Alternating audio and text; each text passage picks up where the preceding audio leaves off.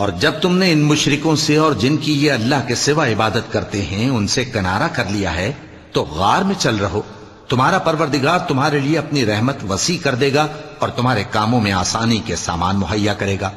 اور جب سورج نکلے تو تم دیکھو کہ دھوپ ان کے غار سے داہنی طرف سمٹ جائے، اور جب غروب ہو تو ان سے بائیں طرف کترا جائے، اور وہ اس غار کے کشادہ حصے میں تھے۔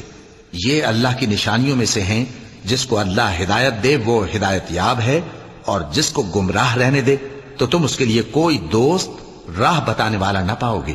اور تم ان کے متعلق خیال کرو کہ وہ جاگ رہے ہیں حالانکہ وہ سوتے ہیں، اور ہم ان کو دائیں اور بائیں کروٹ بدلاتے تھے، اور ان کا کتا چوکھٹ پر دونوں ہاتھ پھیلائے ہوئے تھا۔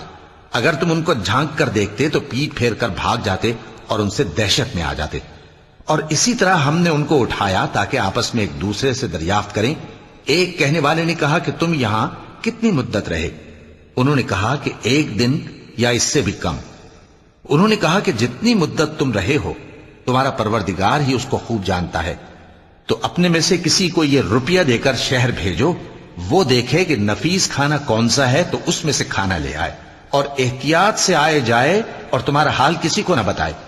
اگر وہ تم پر دسترس پا لیں گے تو تمہیں سنسار کر دیں گے یا پھر اپنے مذہب میں داخل کر لیں گے، اور اس وقت تم کبھی فلاح نہیں پاؤ گے۔